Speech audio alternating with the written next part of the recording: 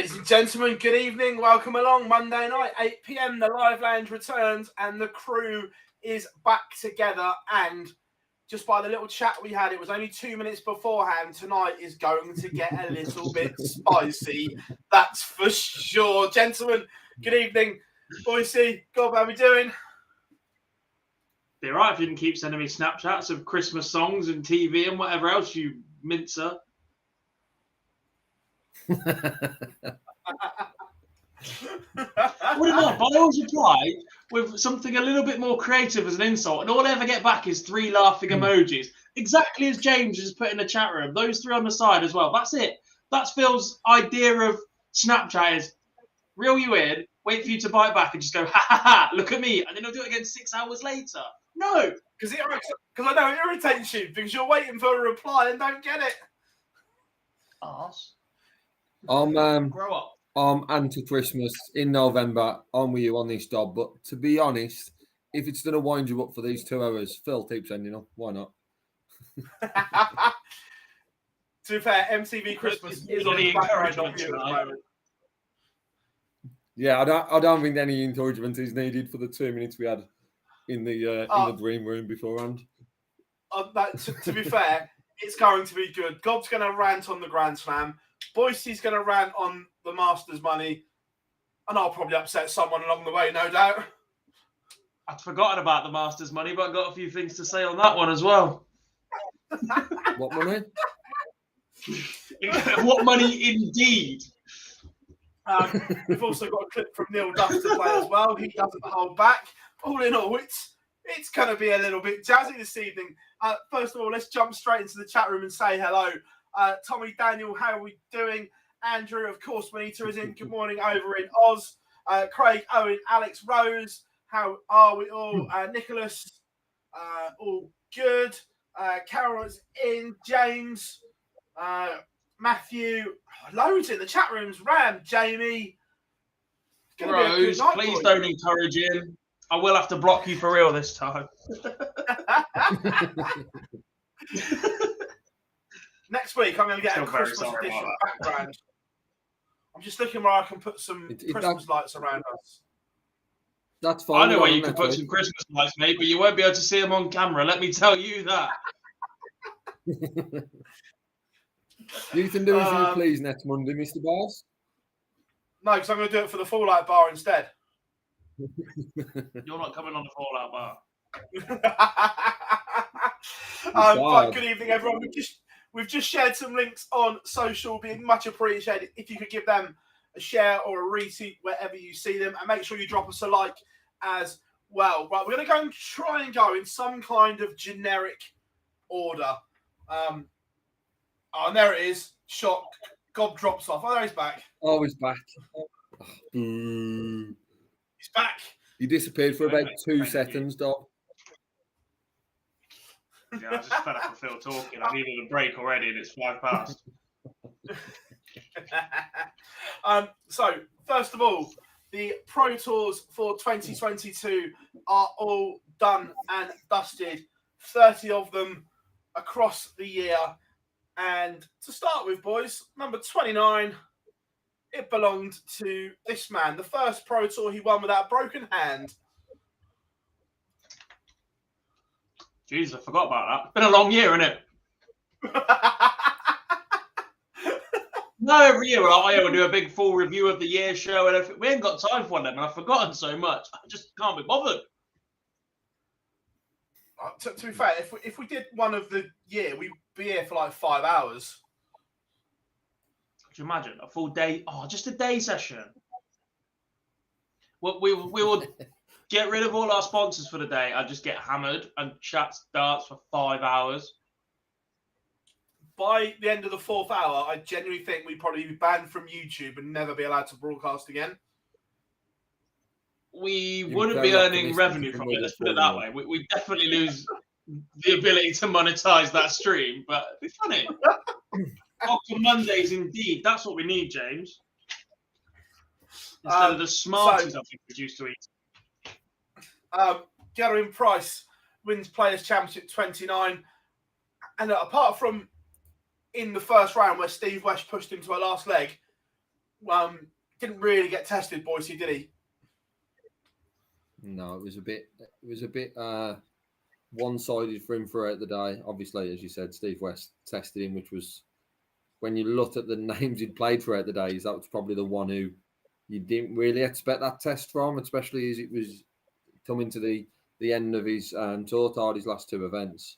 But he got pushed in that first one. But then throughout the rest of the day, it was class stuff by Price to average anything over 100 for a day's Pro Tour. He's always going to put you in the mix, and it's just a sensational run from Desi.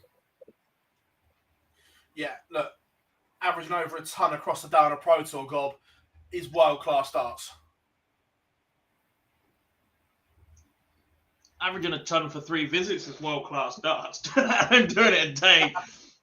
Yeah, look, solid. Look, you could argue that the draw opens up a little bit for him and whatever else you want, but at that point, he never really looked like he was in trouble even.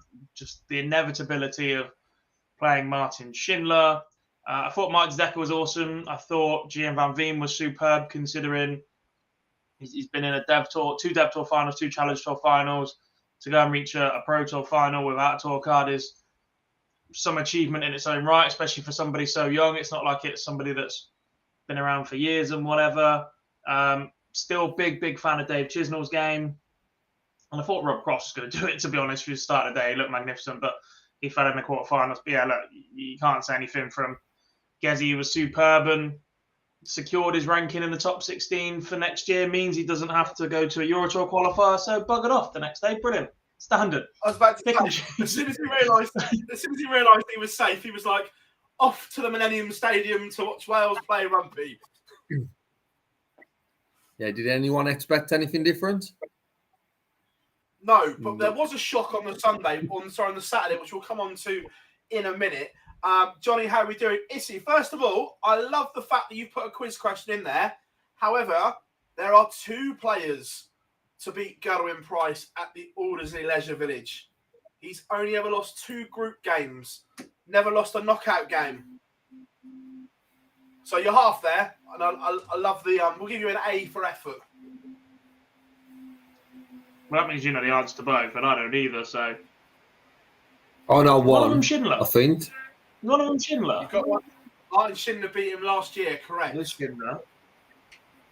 No, actually, I was under the Webster, but that was MVG, wasn't it? It was Webster. Yeah, MVG was Webster. Tommy's got it in the chat room. Oh, I just read it. So. Simon Whitlock were the only two people to beat Gerwin Price in a game at the Aldersley Leisure Village. Laura and Maisie are watching. Hope you are good. Jar is in as well. So that was Gerwin Price on the Friday. Moving on to the Saturday. Before we talk about this man, the biggest surprise was the fact that Gary Anderson didn't go fishing and play in both days. It wasn't a Sunday. If it was a Sunday, maybe. Because he was on a Saturday. He must have those days confused. Well, no, it wasn't. Because on the Sunday, he didn't play in the Slam qualifier. So.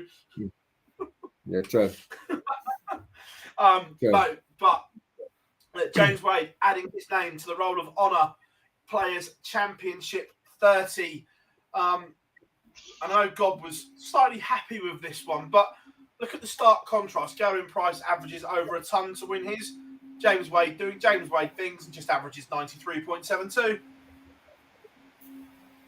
Yeah, but according to expected goals, Tottenham should have beat Liverpool, and that didn't happen. So there's more than one way to win a darts match, Philip.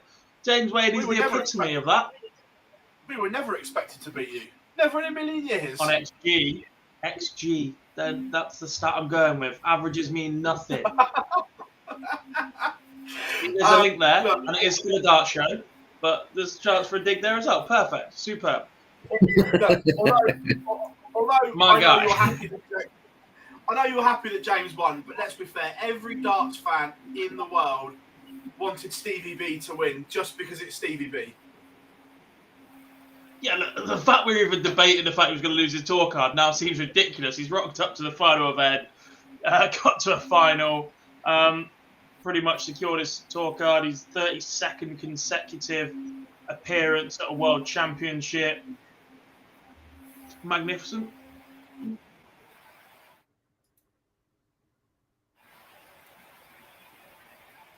Yeah, no, look, he was superb.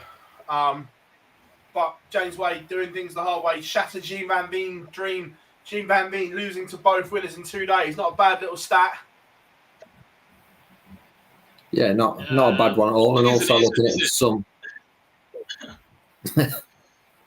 another probably name that stands out across the 2 days for me. I know you didn't mention him in the last, and I'm sure that was on purpose. Dob, was Martin Schindler, because a run there to the quarters and then semi-finals in 2 days, minus the winners. Probably, well, he's the best player over those 2 days. Cheesy in the semi-final then, so good run for those. And Josh Roth doing Josh Roth things, averaging well over a ton and losing a game of darts. Yeah, look, and Ricardo not fun anymore, is it? No. Ricardo Petresco was hanging on to that 64th spot as well in the Players' Championship race as it was all unfolding. It got a little bit nervy for a while for him, but look, the young man is going to Minehead. That'll be an experience. It was Connor Scott that was doing bits and bobs, and I don't know how much you boys saw of it, but that was more of the Connor that we saw on the Live League, that almost as if the shackles were off and he's got used to Pro Tour life, and we were seeing more of those exploding averages, the big 180s and the big finishes from him. We saw a bit more of that on a Friday, didn't we? So he certainly seems to have settled into it. There's that bit more confidence about him. He's on a 1 year. He's on year one of a 2 year, isn't he? So he's got another year to go. Yeah. So hopefully he settles in a bit now, takes that form with him, and we can see the real Connor Scott scorecard holder. Yeah, Luke Humphreys finishing top of the Pro Tour Order of Merit, MVG second, Damon Hetta third, Rob Cross fourth, Peter Wright fifth. So some good stuff there. Right, that's the Pro Tours. Now we get interesting. Before we get on to the draw, Sunday we had the qualifier for the Grand Slam of Darts, and the lineup was confirmed. 8 spots, which not ideal to say the least. Let's do the positives first. Barney's back on TV. Are you happy, Jar? Play it. Jar's watching. Play it. Is Jar watching? Yeah. I don't think we've got it on this one. I haven't got it on here. It's on the other one. You had one drop. Keep talking. Stall them. I know what's coming now. Waste of time. To be fair, I've got no idea where it is on here. It could be anywhere.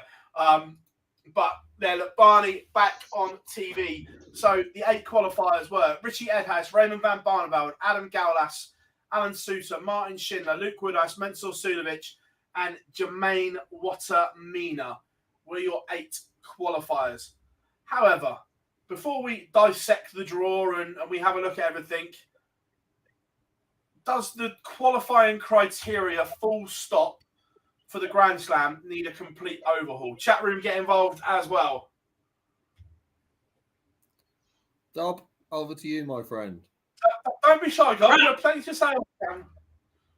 Actually, crap.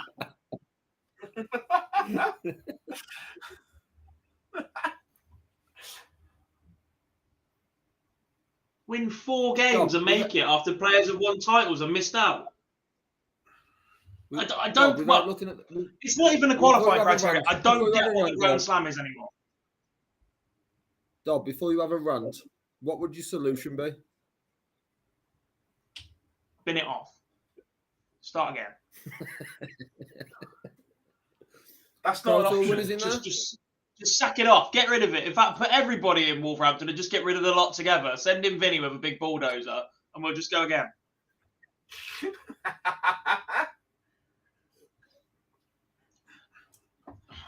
The problem is the tournament's lost its identity, and it has done for a long, long time. When it was created, it was very much PDC versus BDO, even if it was slightly skewed field and whatever else. It was the best of the best from the PDC decided by who'd won tournaments against the BDO and their top 8 players and whatever else. At that point, it was unranked, so it was a bit of fun. Brilliant. Then they decided to rank it, at which point BDO players could take money off of tour card holders in an event that was there through the goodest, basically for the PDC to show off and go, look how much better our players are than yours. And at that point, Scott Waite showed him up just that little bit, once and very nearly twice as well. Probably should have been a reward for BDO players if they win the slam to automatically win a tour card or something as some sort of carrot for them, instead of turn up, collect a paycheck, get annoyed at the noise. Let's be honest, as much as we love Martin Adams now, 15 years ago, he despised this. He wasn't into any of this. It was all noise and no, that's not proper darts and any of it. Look, he embraces it a lot more now. But he's one of many that were very much of that opinion for a long, long time. If you're going to use it as a show off of everything we've got on the tours, on our affiliate tours of Dev Tour, Challenge Tour, Women's Series, PDC, Actual Tour, you've got your top 8, your Pro Tour Order of Merit, your other affiliate tours and your CDC, DPA, Asian Tour, and whatever, fine. I've got absolutely no issue with it being that sort of event. This is, look at everything we've got, look at the difference in levels a little bit. We'll put them in a group stage and it's all a bit of fun. But don't then double reward these people for spots at the World Championships. Because someone like, look, no fault with Scott Williams at all, but he's just earned a Grand Slam spot, a tour card, and a World Championship spot for playing in a field that is of less quality, technically, than players 65 to 128. He's got more opportunities of playing in a worse field.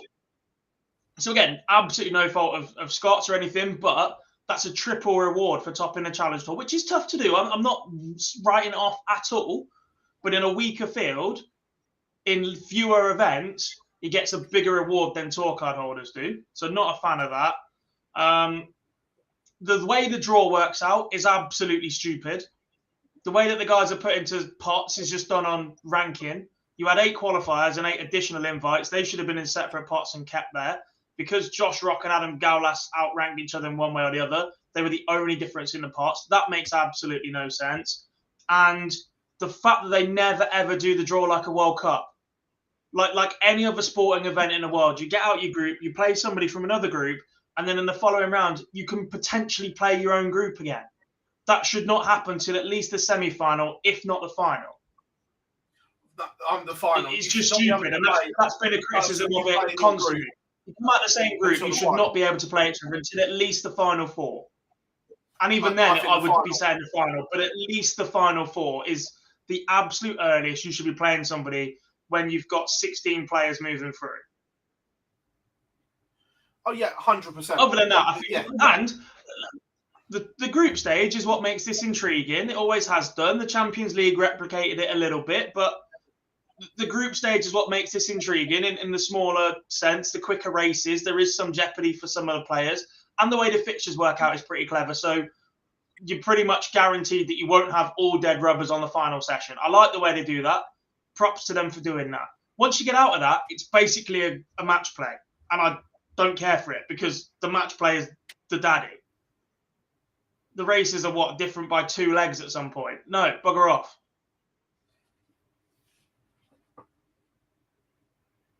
That's what the match play for. The match play is that long because it's a test of that staying power as well as ability. The other one that I can't great remember, tournament. Really happy for everybody playing in it and can't wait for 10 days of it. Someone in the chat room will know. They never used to play semi-final and final on one day, did they?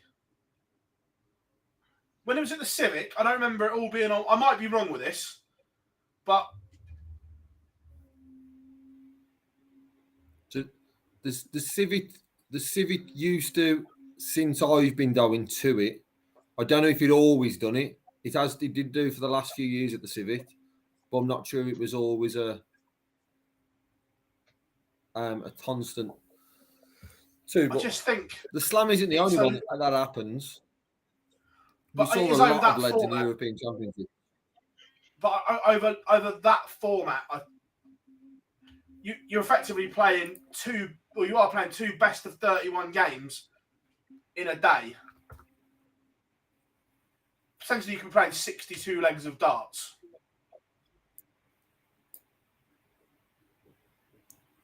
Yeah, but you could be playing 61 in the European Championships. I'm not saying it's right, but European Championships is no different. That's just 3 games over a slightly shorter format.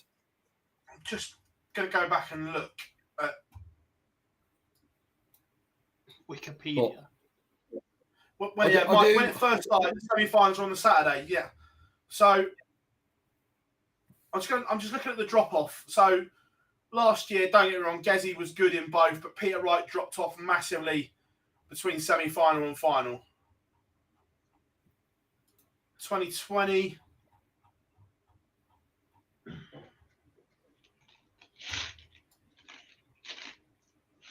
I'm going to get some more Smarties while you do this. Carry on, as you were. Again, James Wade dropped off, not massively, but there's still a drop-off. Too much practice. This is my issue, that over-practice does come into it. Massively.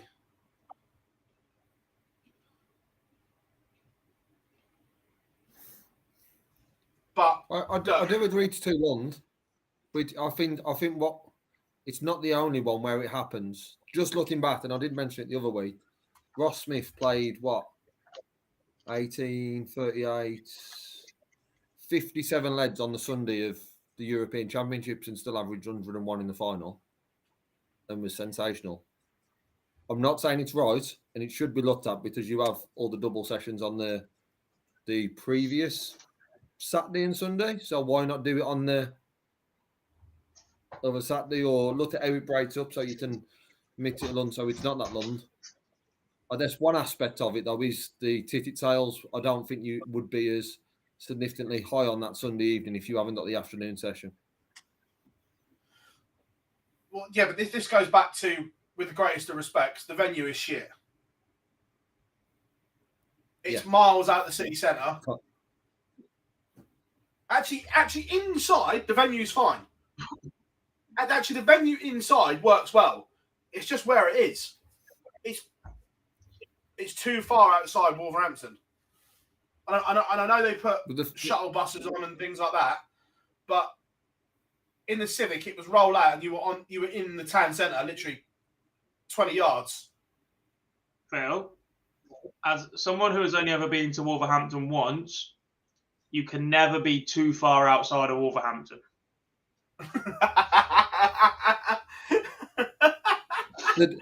The counter argument to that, where Dobb will lose this argument, is from the Civic. You're only 15, 20 yards away from a Potwell, so you need it back at the Civic for that reason alone.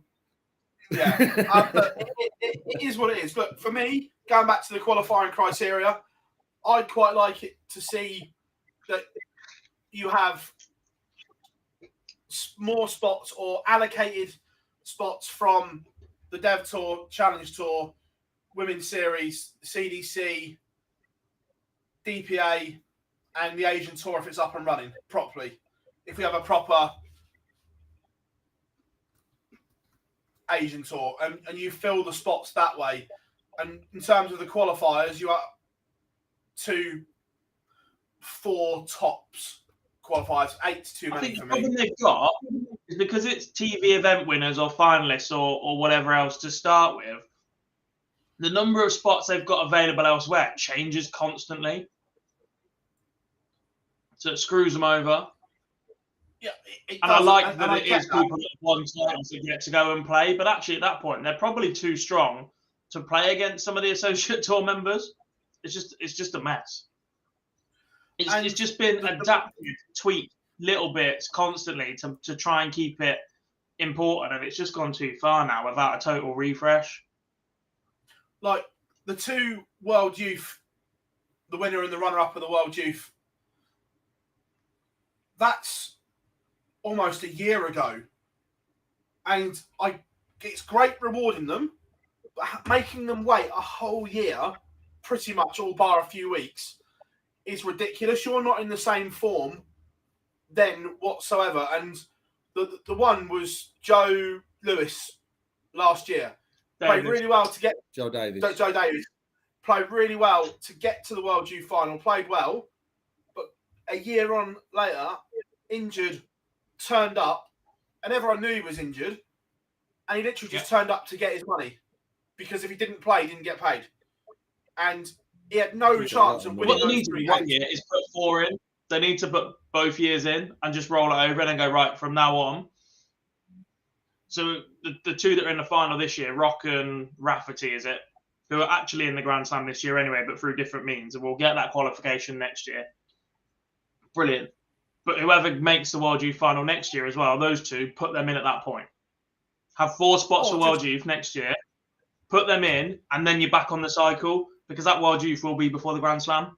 The two that make the final. Yeah.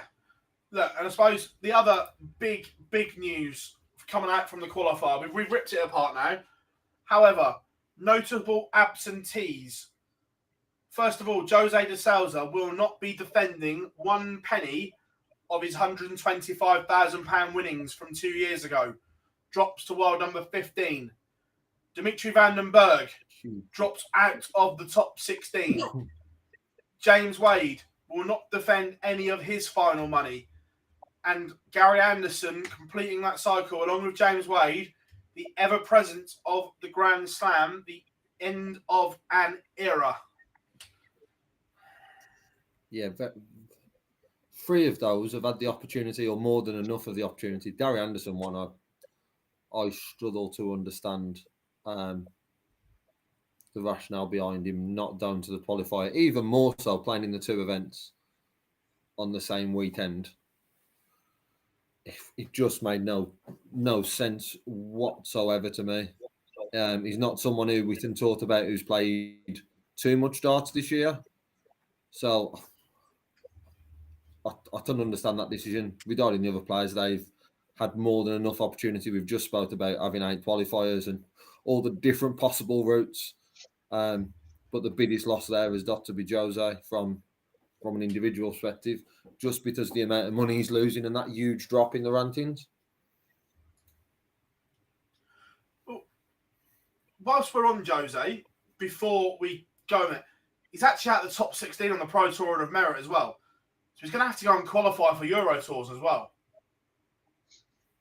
Difficult times for Jose de Souza right now. No idea.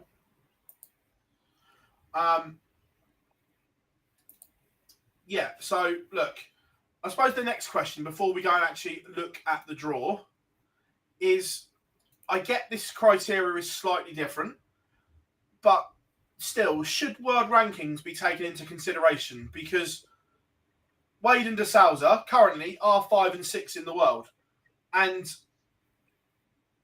that means nothing for a ranked TV tournament. Is that kind of right?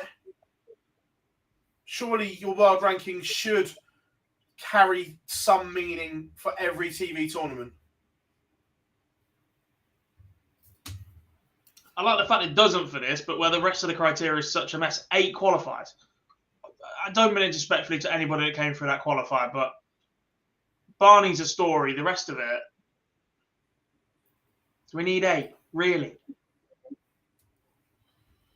No.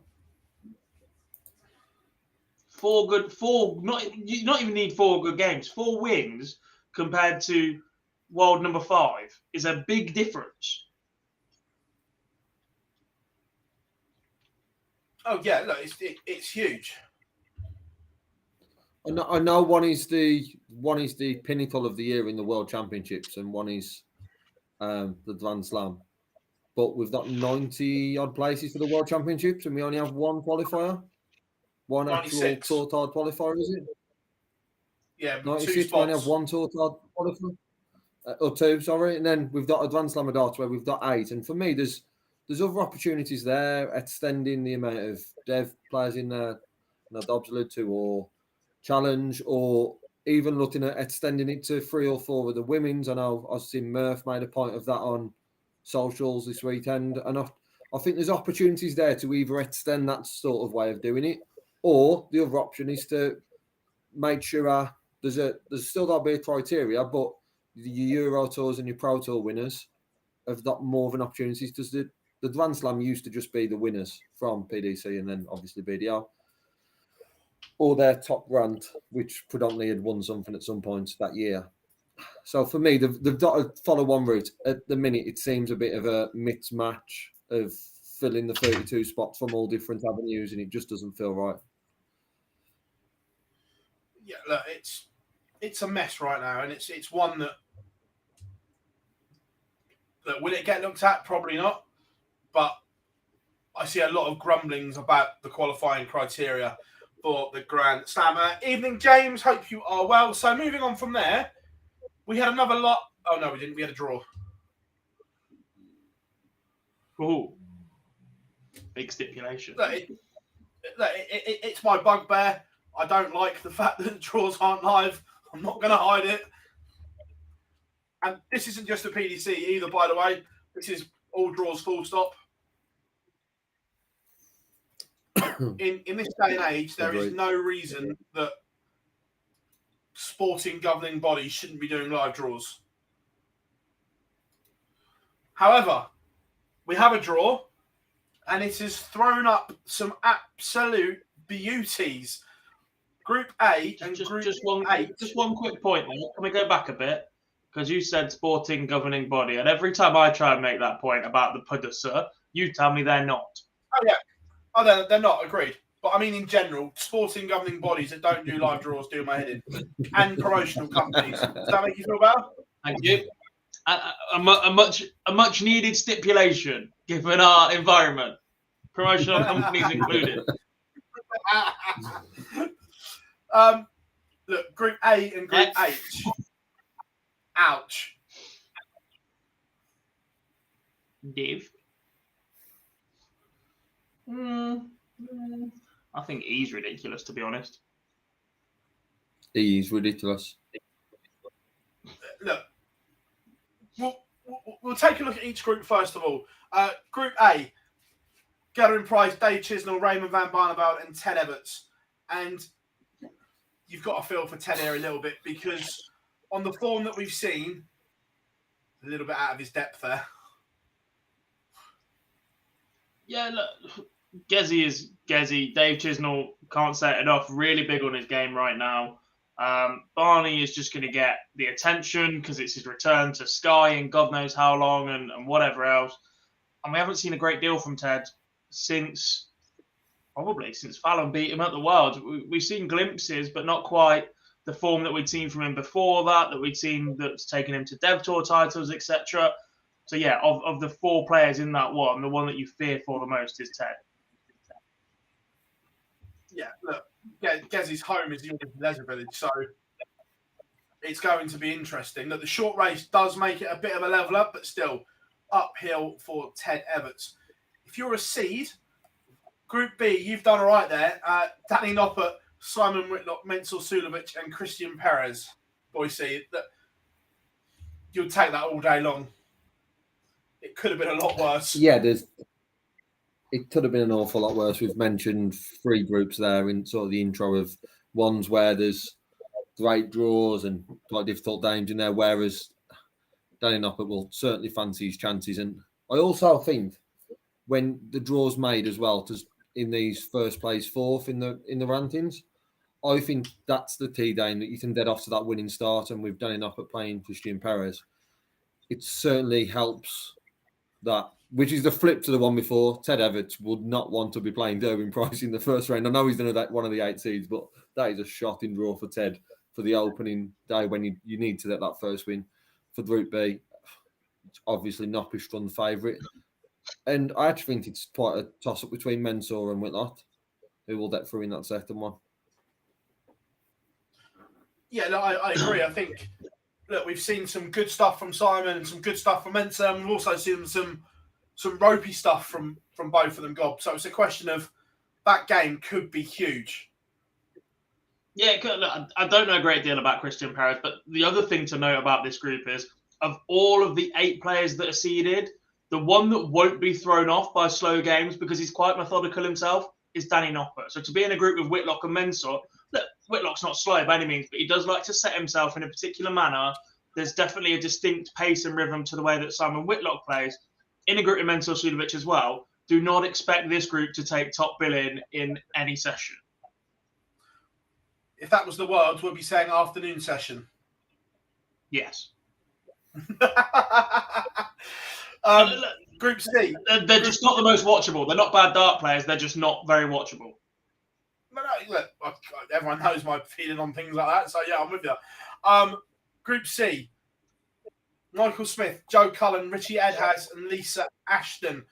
Look, 2 big favourites there in Cullen and Smith. But on his day, Edhaz has produced and is capable of shocking one of them.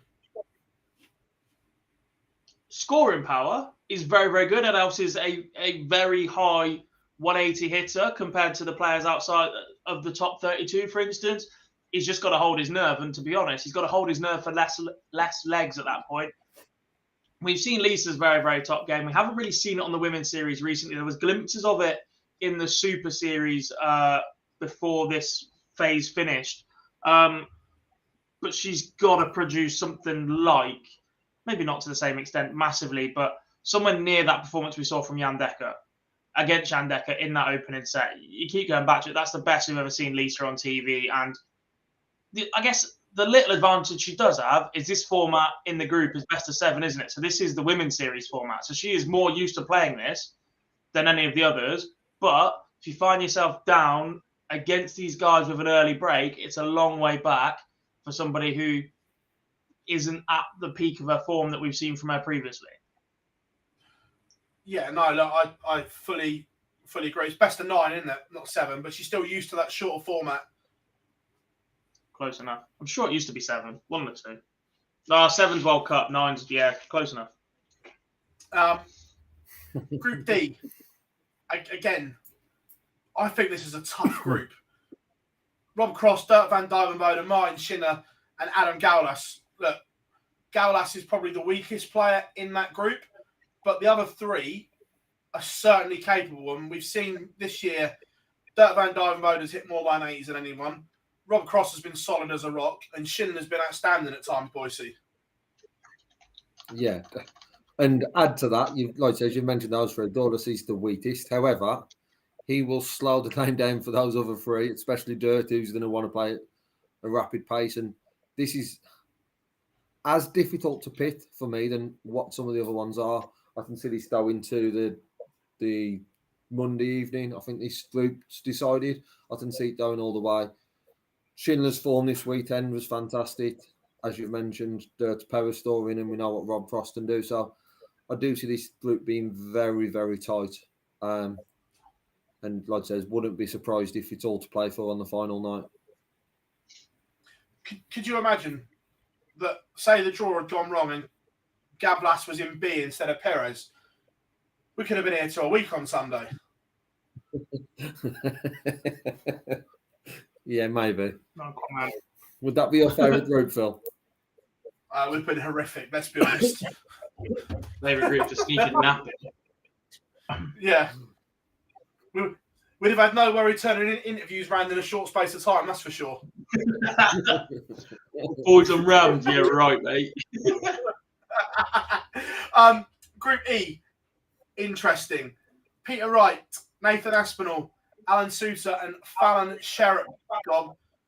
And again, tough group. Very tough. Right is right. Look, if you catch him cold or you catch him tinkering, there's a chance to get at Peter Wright here. Especially with the tenacity and whatever that Nathan Aspinall shows.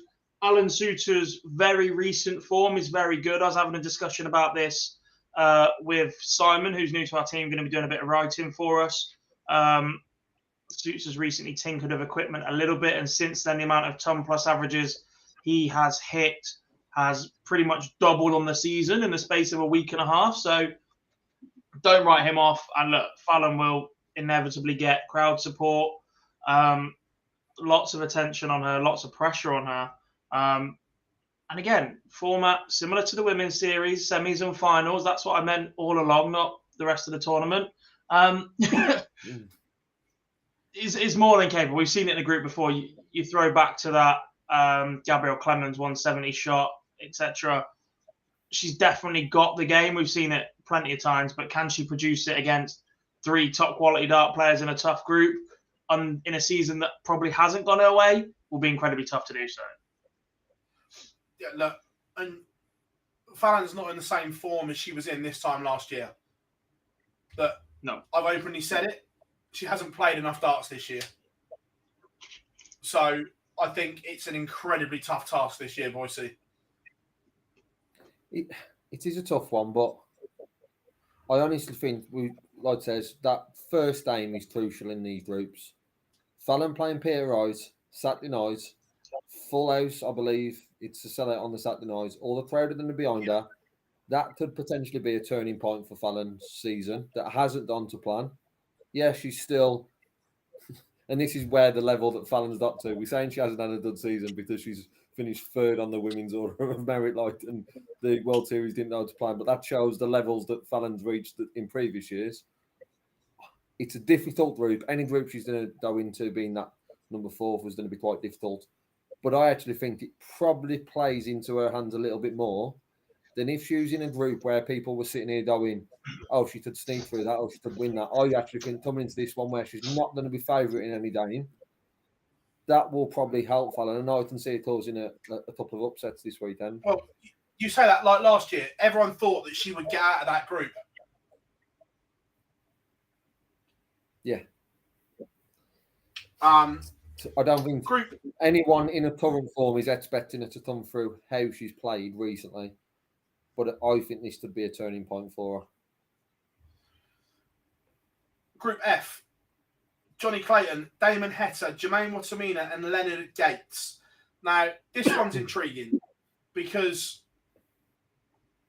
Johnny Clayton is going through a tough spell at the moment. We've seen glimpses from the Ferret recently, but not his consistent best. Damon Heta, if this was on the floor, you'd fancy him to win the group, but needs to turn his floor form onto a TV. Jermaine Watamina was a surprise package over the weekend. The machine gun played some ridiculously consistent stuff. And look, Leonard Gates, he could either average 70 or a ton. There's no middle ground with him. Look, it's guaranteed we'll get a miscount. Between him and the Ferret, we'll have miscounts galore. But in terms of a group, God, this one's really intriguing. Yeah, I'd fancy a crack at all of them in this format, to be honest. You summed it up pretty well. On the floor, Heta's been immense. You get him early in this group, he has a chance he'll crumble. When I spoke to Jermaine in Amsterdam, it was only his 3rd win in about 18 months on TV. I was convinced it was 2, but his UK Open that wasn't on the main TV included himself. So he's not had many more since then. Look, played well recently, but as you said, Leonard Gates, solid on his game, but beatable. Johnny Clayton is having a shocker of a year compared to last year, to be quite frank. Solid in the Premier League and not a lot after that. Clearly just absolutely out on his feet. His floor results have started to struggle a bit as well. This could be back foot. He's in a world of trouble. Yeah, I agree. Just in the chat room, you know, sweetness, Justin Smith joins us. Hope you are good, mate. Congratulations on your challenge tour and the call up to the Pro Tour. Well done, buddy. Group G. On paper, this one looks fairly straightforward. MVG, Ross Smith, Luke Woodhouse, and Nathan Rafferty. Boise, everyone is expecting MVG and Ross Smith to come through this one. It's very hard to disagree with that. We know that Woodhouse and Rafferty can produce that upset and can play good stuff. The format will always allow that upset in there, but it's them winning 2 games to get through. And I just think that this one is probably the easiest. Probably other than Group C for me, where the 2 who I'm certain on will go through his MVG and Ross Smith. But Rafty's the one for me. If anyone, him and Woodhouse are going to cause the upset, it will be that crucial day in the second one. I see MVG turn him over and Ross Smith beating Woodhouse. It's that second one. If he can get himself in the mix, playing Ross Smith last, then he's got a chance. Are you agreeing, Gob? I think so. I think there is a couple of intriguing things there. Nathan Rafferty is a star for the future. His A game is ridiculous. Very, very good. You expect Marco Van Goen to be pretty comfortable here, manage his schedule pretty well, was won 3 out of the last 4 TV tournaments or something ridiculous as he does. This is the first time we're going to go into a major TV tournament where there's a lot of pressure on Ross Smith right here. As the most recent TV title winner, there is going to be far more attention on Ross Smith right now than there possibly ever has been, apart from every single Euro Tour for about 3 years where Dan Dawson was calling him out because nobody else had managed to hit a 9 darter since. So it'll be interesting to see how he handles that pressure, which will be a little bit different for him. And Luke Woodhouse is more than capable. But on TV, we tend to see Luke's A game or his C or D game. There's no B game. There's no scrap through. There's no middle ground. It's all or nothing. And you can't all or nothing this group. You'll get found out.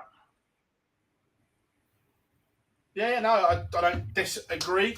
Now, Group H. Good luck with this one. Whoever pulled the balls out for this. Luke Humphries is your seed. Ryan Searle, Josh Rock, and Scott Williams. And as daft as this sounds, because Ryan Searle is around the top 16 mark if he's just dropped out. But 17. Arguably, 17. So he's in and around. But look, he's one of the elite players in the world. And right now, he's arguably the outsider, certainly third. Yeah, I've got him fourth. Yeah, that's what it is. I've just not seen enough from him this year compared to last year where he was in the Players' Championship final, had been big on Pro Tours and deep on Euro Tours and whatever. We just haven't seen the same Ryan Searle this year. And there is a calmness about their own. There's a quiet arrogance of the other three in this group. Yeah. They are all very, very talented. They all like a little bit of a showman, and they are all more than capable and know their own game. And I don't think they're afraid to tell others about that either. Josh Rock, perhaps not as much, but Luke Humphries will definitely call out the rest of the group. Scott Williams will do exactly the same. And I'm not sure that fits Ryan's character either. So I do struggle to think how he's going to fit in with this group where you have got 3 other players that are a little bit more brash, a little bit more showman, a little bit more extrinsic in their personality, shall we say? Yeah, I'm certainly not disagreeing. Right, it's that time. We're going to go through group by group. Chat room, get involved as well. I would like your winner and runner-up from each group. We are going to start with Group A. Really? Yes. Oh, really? You know the rules now, Boise. Yeah, but we don't normally do every group. Well, we are today.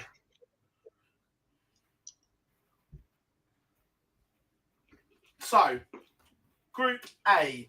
I would like your winner and runner-up, please. Who wants to go first?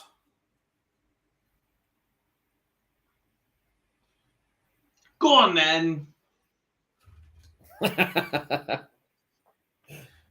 I'll do it. I was just about to say that, Tom. Go on. Dave Chisnell 1, Gerwin Price 2. Just. As in he just gets through. I'm very close to Barney and Price's run at the Aldersley being over in spectacular fashion. What are you saying? No, Chizzy 1, Price 2. Yeah, same two, but different order. He's won it. This is just too good. I'm looking at Barney can potentially upset it. I feel for Ted in this. But yeah, price 1, Chizzy 2. Quite predictable in this one. I'm going differently. I'm going price 1, Raymond van Barneveld 2. Form Chizzy's in.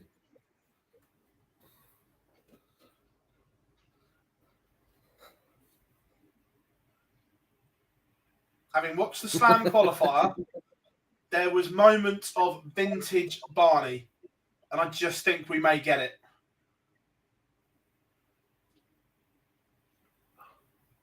Did you say Fairy Tale of New York, Liam? Oh, sorry. Plenty of vintage when your first 3 averages are 87, 91, and 91. Yeah, superb. Definitely going to topple Dave Chisnell. Some final legs. He's gone 180, 140. There was moments. He's not getting to a final leg in that form against Dave Chisnell because he goes 180, 180 constantly. And then he'll miss a bucket of doubles because he's over-practiced. Silly boy. Next, Group B. Barney gets the job done. Group B. You can go first this time, Boise. Chat room, what have you got for Group B? Mensur Sulovic, Danny Nopper in that order. Ooh. Flip them. Danny 1, Mensur 2. I'm going Danny 1, Board Killer 2. He's not anymore, is he? Because, you know, they made the boards.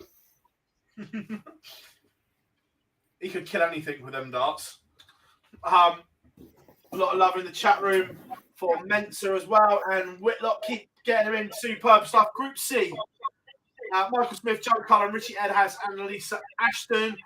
I'll go first on this one. I'm going Michael Smith 1, Joe Cullen 2.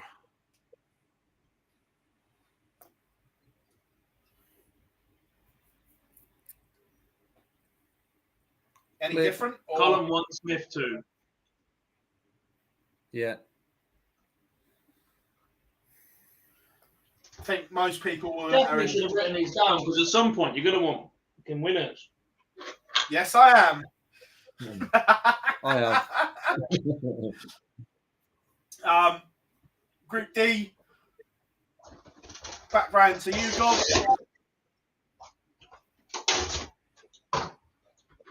Where were we? Group D. Dirt 1, Cross 2. No, it was a... To be fair, I'm going to get light a pen as well. Box. The light box is there, but nothing fits that I need it to show in the background, so I just don't use it. But I had a marker pen and no paper.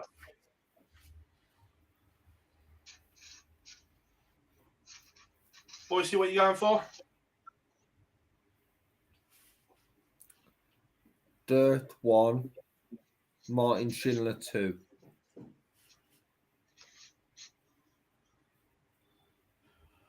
I'm going Dirk 1, Rob 2.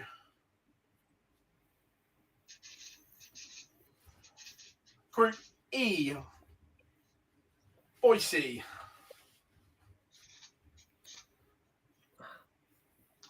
Don't believe I've done this, but Nathan Aspinall 1, Fallon Sherritt 2. Wow. That's a big shout. Go. I think Fallon can beat Peter night 1. Aspinall 1, right 2. I am going to go right 1, Aspinall 2. Group F. I'm going Johnny 1, Damon 2. Same. Full house. Oh, God. So back Watamina and Gates. Well, when we all agree it's dangerous. Group G, MVG, Ross Smith, Luke Woodhouse, Rafferty. Gob. MVG and Nathan Rafferty.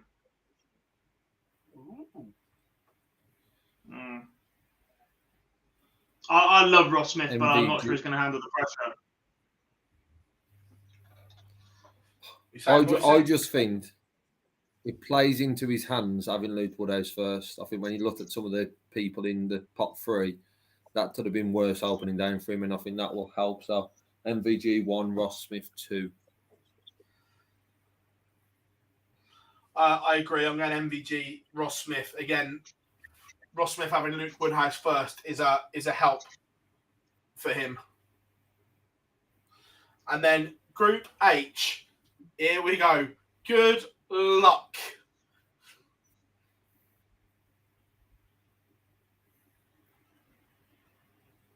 Who wants to go first? I think we'll all disagree on this one. Josh Rock 1, Luke Humphries 2.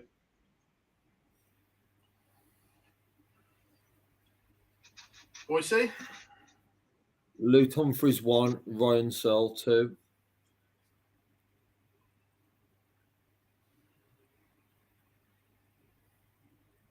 Luke Humphries 1, Josh Rock 2.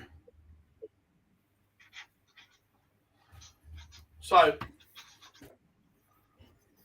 now we know who gets out the groups. Mace is in. How are we doing, Mace? So from your selections,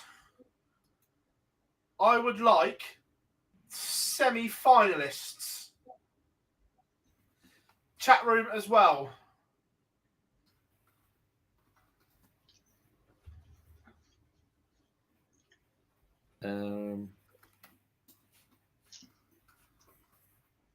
I'd worked out the next round and everything.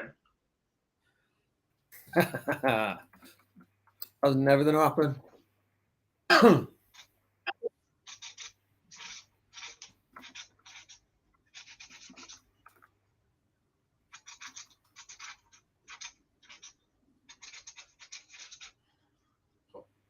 I've just realised I've got MVG against Josh Rock in the second round. Yeah, so have I. No, I haven't. I've got Josh Rock versus Nathan Rafferty. I've got MVG Rock second round. Hello.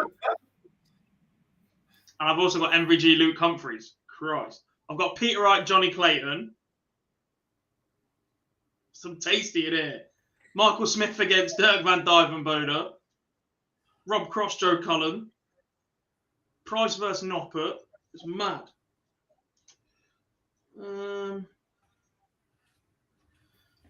So when all that plays out, I get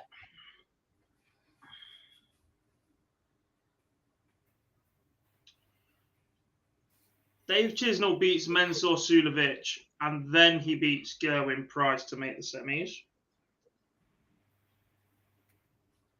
Rob Cross beats Joe Cullen, Michael Smith beats Dirk van Dijvenbode, but then Smith beats Cross to make the semis. Nathan Aspinall beats Damon Hetta, Peter Wright beats Johnny Clayton, and then Aspinall beats Peter Wright. And MVG beats Luke Humphries, Josh Rock beats Nathan Rafferty, and MVG beats Rock to make the semis. So I've got a final 4 of Chisnall, Smith, Aspinall, and MVG.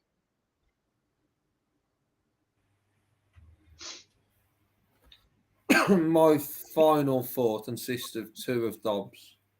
1 being Michael Smith, taking on You've got Gerwin Price. Yeah. And second semi-final, Nathan Aspinall taking on Luke Humphries. From the top half, Which I've got Gerwin Price. Which contradicts myself massively in the sense of a few weeks ago I was saying only the top 3 and then I go on and win the rest of the TV titles, and then I've put none of them in my semi-final. I've just realised the rate. I've got Gerwyn Price against Michael Smith, and then I've got MVG Wright in my semi-finals. The top 4 in the world. Yeah. Oh, original. Well done. Proud of you. Stick your neck on the line, son. Yeah, I had a delivery going for that. It's just the way that they've worked out. I genuinely, I hadn't worked it out as the top 4. It was just plotting their way. You'll tell us anything, mate. Go on.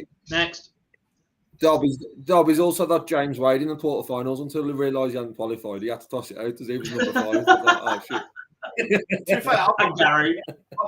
I've got Gary winning it and going buying the Harley Davidson on the way home. Right, so that time, winner and runner-up of the 2022 Grand Slam of Darts. Because after this, we're going into the jazzy segment of the show.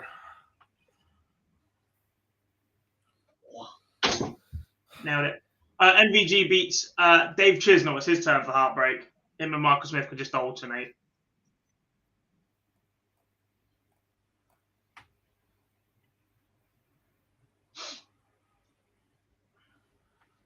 Boise?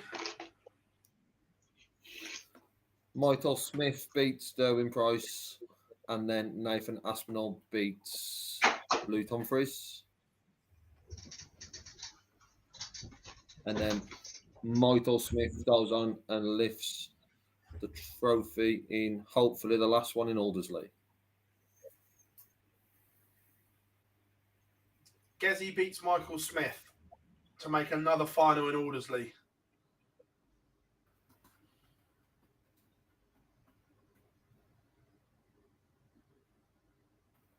Where he will play Peter Wright. And Gezi wins.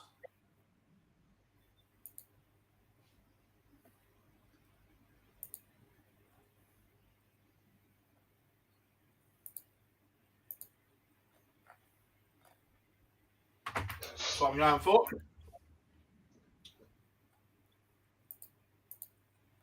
Chat room, what are you saying?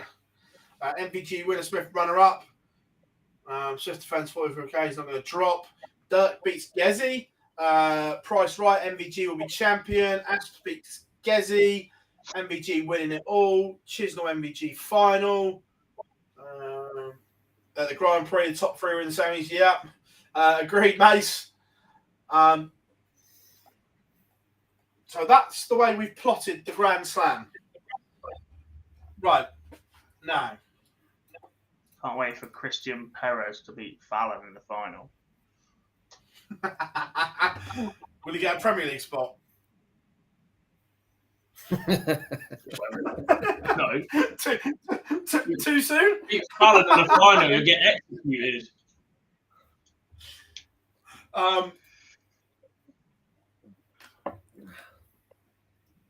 Would we like the Neil clip first, or are we going to discuss and play the Neil clip afterwards? We might as well hear from him first, haven't we?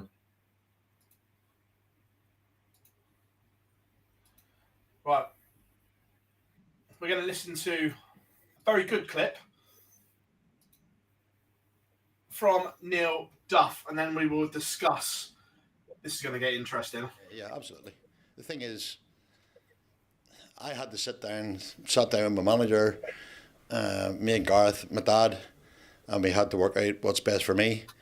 And with the seniors tour, Modus, and probably it's going to be the ADC after Christmas. That's going to keep me off the building site for another year. So that's what I want to do. And Modus and the World Seniors has given me that outlet that I can do that. Whereas the WDF, and I know they're trying hard, I'm not going to bash them up. At the minute, as it sits now, there's no future in it. Unless they actually pull their finger out. The Masters, you've seen the money come out for the Masters, it's absolutely ridiculous. They've just cut all the overseas players from actually travelling to it. But I do hope, I hope and I pray and always do that the WDF will work something out and they'll get their act together. And if the Lakeside World Championship moves to April, I'll be there, but it's not my priority now. You know, my priority now is to make as much money as I can, that I can take a living from darts. And we still haven't real Cusco out yet either. Might do that for the Challenge Tour. Just we have kind of kicked it about a bit, but obviously we're just waiting on announcements from here, there, and everywhere. So yeah, it's a possibility. Just Challenge Tour, UK Open qualifier, stuff like that there, just to give myself an extra options. How much of a frustration has the last 6 weeks been for you? Obviously, the crest of the wave from winning Lakeside, you're on a high, you go to Australia, you play some stuff, and then the radio silence, the fact I see on social, not just from you, but from a lot of players, it's the lack of communication that's killing players. And has that been one of your biggest frustrations? Yeah, well, like, you know yourself, the likes of the seniors, a week after the World Championship was played this year, the dates were set for next year. Plans were in motion all the time. And I think that's something that the other organisations need to look at. It's kind of getting left. I can understand that if they don't have anything to announce, if they're still working out deals, as long as they bring the best deal. If they're going to be quiet about it, but even to the players, to their own world champion, just let them know. Just drop an email. Yeah. Listen, things are in progress. We will know something when we do. We'll put it out there. But it's actual that people are asking questions on social media, and it's just getting blanked. I know myself. I've sent emails I didn't get a reply to. I've sent Facebook messages I didn't get a reply to. So yeah, it is frustrating because I think after the demise of the BDO, they had a clean slate to do it right, to get it properly done properly, and avoid the mistakes that were made the last time round. Unfortunately, they've hit every single pitfall that was left, and it's sad. The only loser is darts, in my opinion. No matter what, darts still needs amateur grassroots darts. 100%. So they do, and if the WDF is that outlet, if you look at any of the players that comes here, at some point they've played WDF or BDO. Anyone that's went to the PDC, at some point they've done that there. So it does have a purpose, and there is a place for it, but it just needs to be handled in the right way. Lots and lots of points off of that, and I thought Neil spoke very open and honestly throughout the whole interview. First of all, boys. Yeah, I can't believe you just use that phrase. I love that phrase. I mean, normally you give us much shorter clips to take in, mate. That was basically the entire fucking interview, pal. But yeah, sound.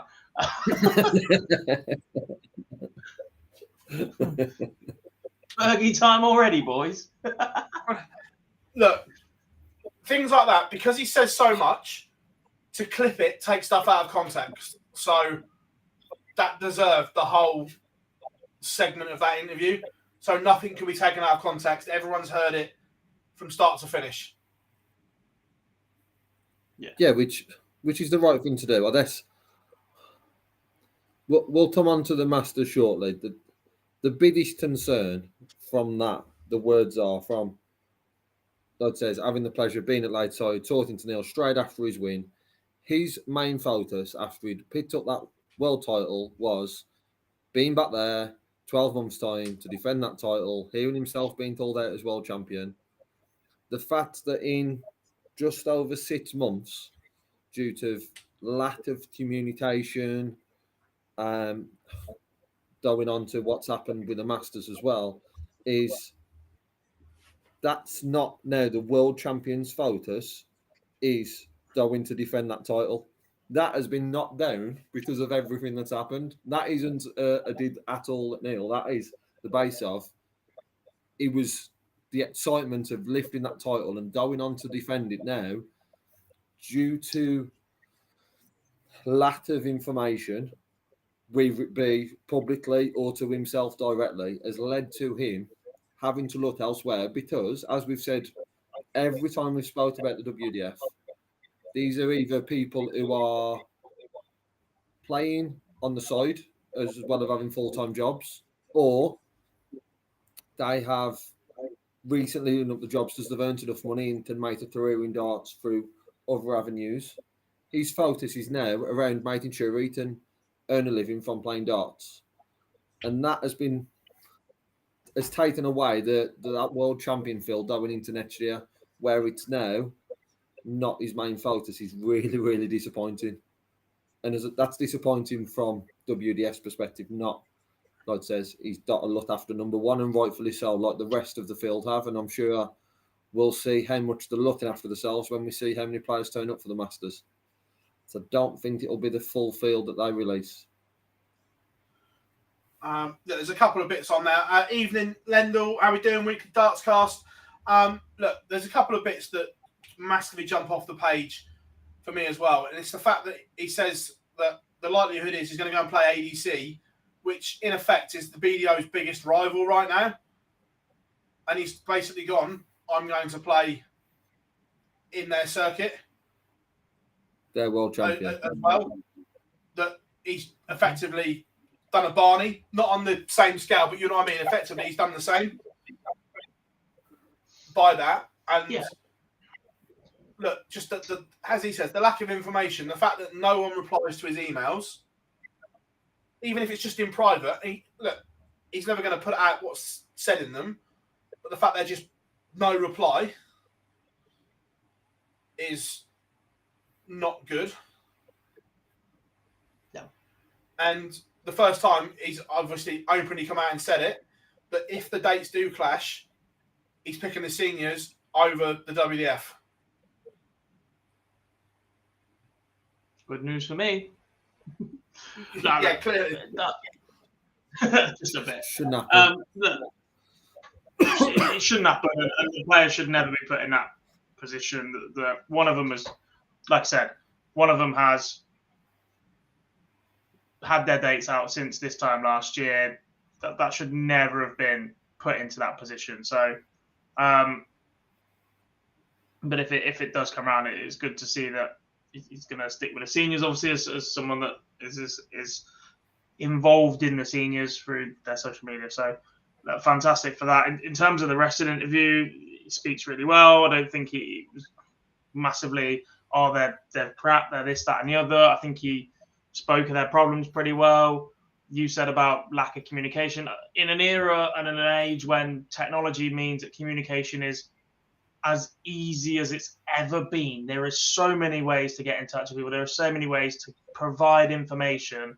The lack of it is deafening almost at times, and that's been the issue. The point that sticks out for me is when the WDF took over from the BDO, they did pretty much get granted a clean slate. They were like, right, we know this has been run into the ground. It used to be a fantastic product. It still represents an awful lot of dart players around the world. We are now going to assume control of this. We're going to shake things up a little bit. We're going to hopefully look for better commercial avenues to make sure that the top end of this part of the game is as well supported as it possibly can be. And within 6-7 months, that just hasn't happened, has it? Lakeside was a little bit of a disaster in terms of moving the dates because of COVID, prize money getting cut from various sources and whatever else, and it's put them on the back foot ever since, which is not ideal. There always needs to be an amateur game, but the growth of the ADC, the fact that seniors is there, means that there's more competition for this. You can't just exist, be the only ones like the BDO used to be and go, right, this is where you play darts. This is the next step up. The traditional routes of you play in your pub, you go and play Super League, you get picked for county, and next thing you're looking at is international going to opens. There's so many more options these days. You cannot just rely on the fact that you have the biggest membership and for them to keep pulling you through. It's just not going to happen. All in all, pretty damning, I think. Yeah, and especially because of who said it. He's their focal point. He should be paraded, yet he's the one, as he said, as it stands at the moment, there's no future in it. That's a big line. But as you said there, though, Phil, should be paraded with it. The World Championships was what, 7 months ago now? From a WDF perspective, we've not seen Neil Duff on our TV streams. We've not seen him on. We have seen him because we've seen him through the Super Series and the Live League, but we've not seen him through the WDF perspective of their world champion. Going back to Australia, that it was a platinum event. It should have been visible. We would not on TV, at least on YouTube. It's adding up of events now that's even more worrying, and that's before we move on to the focal point on our screens at the minute, the World Masters. Lau, to start with, he didn't sign a contract to start with. He accepted his invitation back. When was it, Gob? When first of all, he accepted the invitation to play, but obviously he was hoping that he could play in both. Yeah, around that. It was before Hull, I think. Was it after the Masters, but before the Masters play? Possibly, yeah. Yeah, and he was obviously hoping that there was no clash and he could do both. But with the projected clash, he's obviously made his mind up that if they do clash, that 3 TV tournaments outweigh 1. Correct. 4, by the way. He's only been guaranteed 3, he said. Yeah, but opportunity-wise, in the future, there are 4 seniors TV events, and at the minute there is half a world championship. Moving on to the Masters money. When this dropped last Wednesday, and I got the impression it was almost, there's not a good time to put this out, so we'll put it out at 6 a.m. in the morning and hope it gets lost. By 7 o'clock, it's absolutely everywhere. The one thing I would say is that might have been the thinking, but if we look back at all the announcements, if we can call them that, they've all landed at very strange times. I remember one of them dropping during the start of a PDC TV tournament. Past 7 as the PDC start, 20 minutes before. Yeah. Oh yeah, here's an announcement. Yeah, so let's try and all of them have fell into that. All of them have fell into that sort of criteria. I've slagged them off for not giving us information, so at least they've gave us the information now, even if it's not great. And when you just look at the prize money, obviously you look at the total prize money, and then you tend to go to that winning amount. And just looking back, looking through the Masters, I think the last time it was around this figure was back in 1989. Pete Everson won £4,000. Then it went up to 8,000, and then it was around the 7 mark, but it never then dropped to the 6,000 euros. The women's, we saw that progress into £5,000. That has now dropped to 3. And that is just looking at the win amount. When you then look at you start going down the field. I've spoken to a couple of people who have currently qualified, and they're just, is there any money to be made there unless you go on and win it? And even if you do, it's not a vast amount of money 3 weeks before Christmas, and the huge risk of getting through a field of, well, we don't know what that number will be. And still no understanding of what that format will be the back end of the tournament.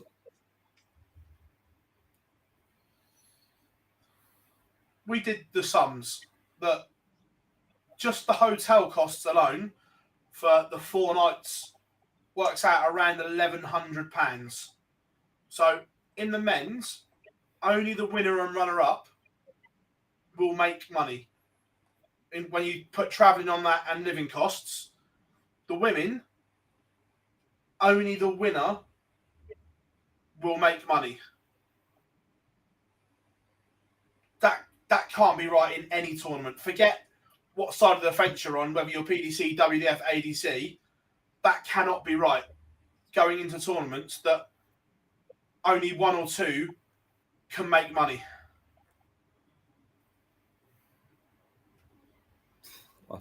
Not good. I agree with you.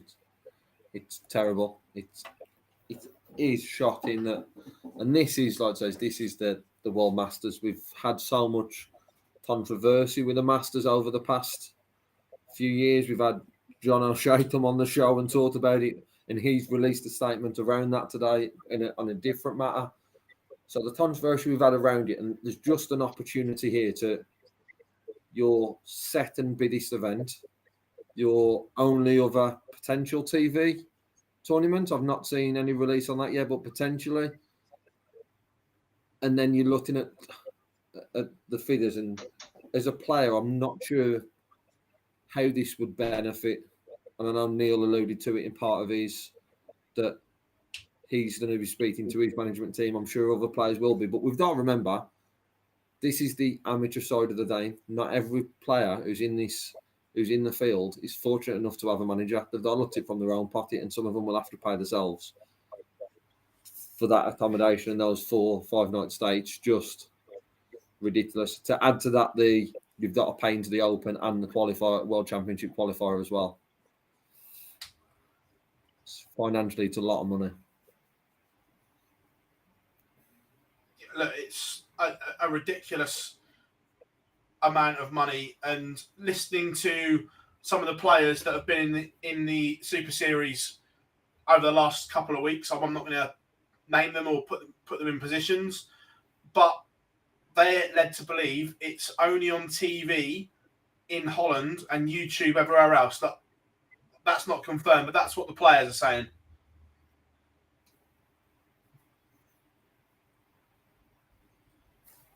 Well, the players are having to discuss and possibly find out little bits of information because, as Neil's alluded to, they're not responding. So, other than these communications every 2 or 3 weeks that give you a little snippet of information, you're having to guess a little bit more. Well, I'm just looking at the list.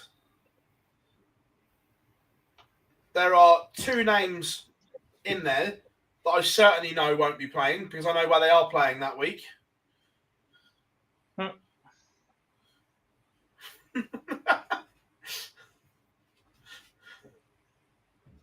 And it's not in Holland. It's on the south coast of England. Well, I'm not. I'm not looking at the list, but I know of 2 names who are definitely on there who I also know won't be there. One of which has been a bit vocal on social media, so I would be no surprise. But it's not for me to name him. I know nothing. What I do know is that by contrast, the Seniors World Masters or Seniors Masters tournament carries more prize money and keeps the old format. And the trophy looks very, very similar to the original WDF World Masters trophy. Watch that instead, and then we can all get on with our lives. But Dob, how nice would it be to be able to watch both of them? The fact I might not be able to watch one of them is the problem.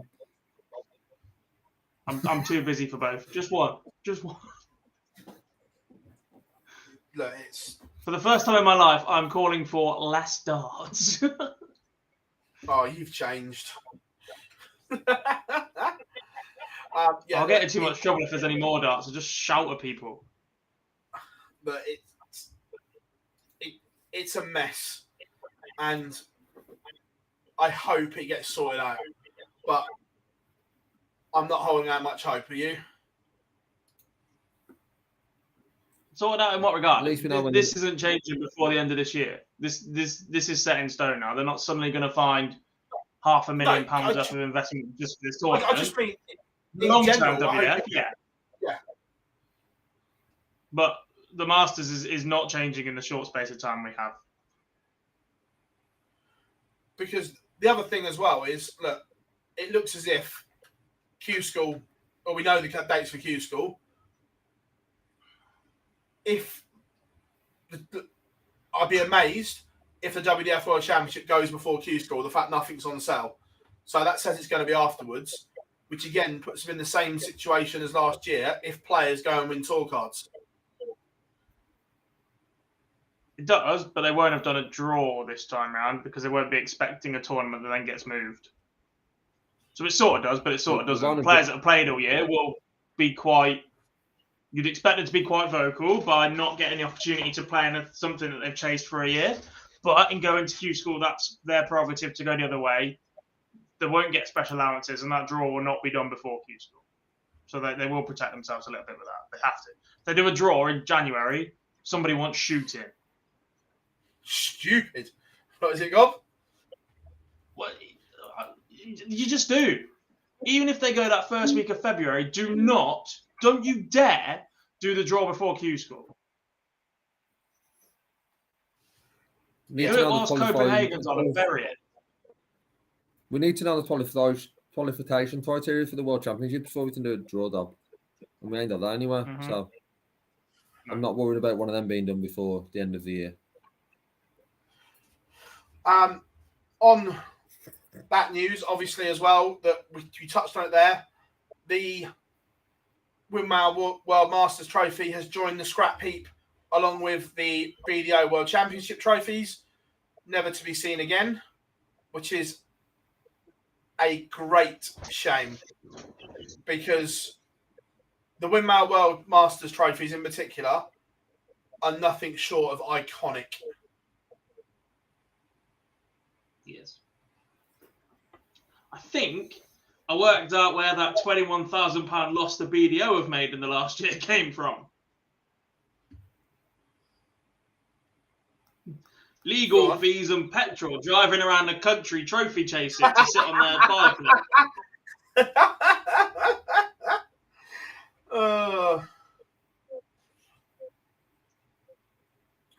We need a World Championship announcement before we need the qualifiers, don't we? It would be nice now, but I'm not holding my breath. Nope. We won't have one. I was told that no announcements about the Worlds until after the Masters. If that comes true or not, I don't know. But we'll see. I'll save it, Shawnee. Don't you worry, mate. Talk some sense into some peeps. Are we doing, Shawnee? Just out of interest, Shawnee Mac, are you going to the Masters? Put you on the spot in the chat room. I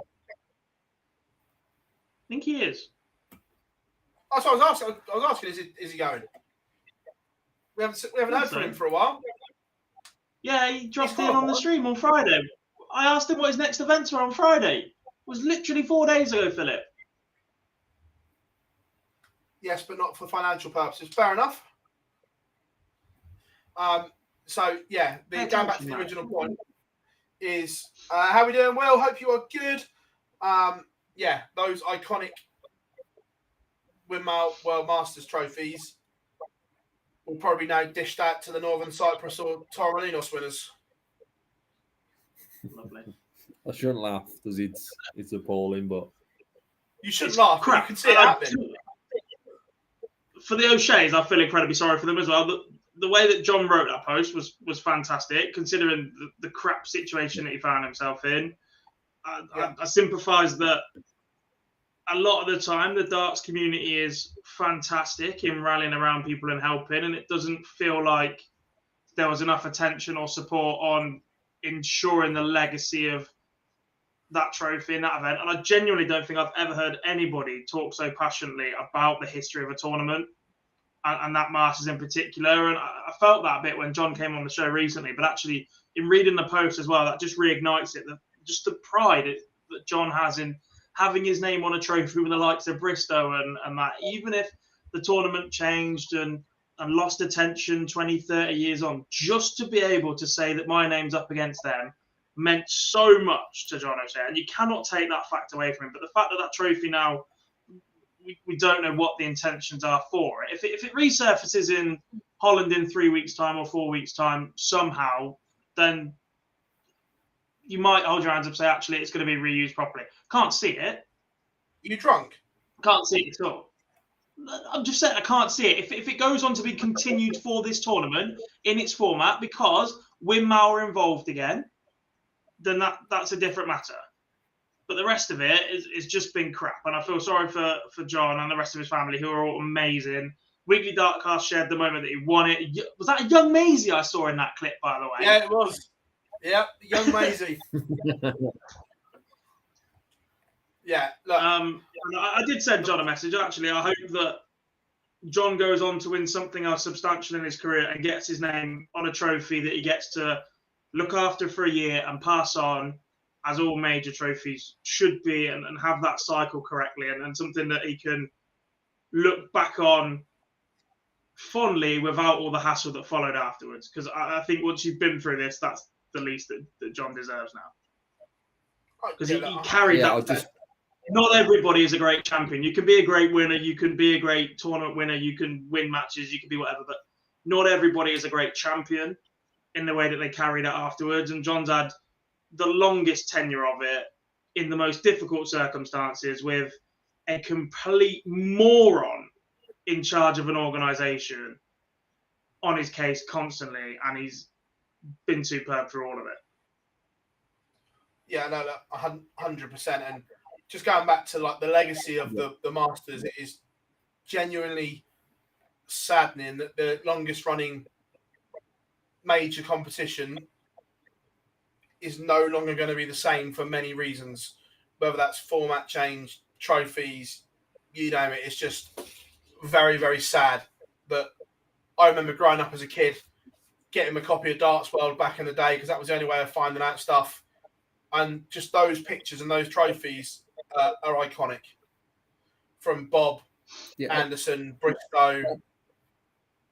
Yeah, that's the big thing that you mentioned there, Phil. It's not, you know what, if the format was changing, we'd complain about it, but it would just be one aspect that's changed. If the trophy was being replaced for obviously whatever reasons, then the same with them, but not to the level of, at the moment, it just feels like a completely different tournament because everything is changing about it. We've moaned about the prize money, but I'm sure right now, if you'd have said to John, if you say to John O'Shea that prize money got taken away, but you still had that trophy, he would have still had that moment because of, like you said, he's the champion that he has been for it. And I'm with Derby. He hit the nail on the head there about John O'Shea. It's a shame that it's happened in the way it has done.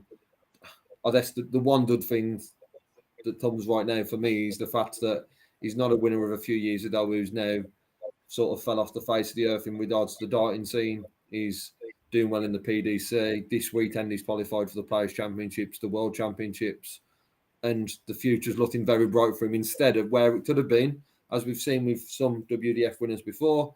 You see him win something and then not be on the scene for a few years.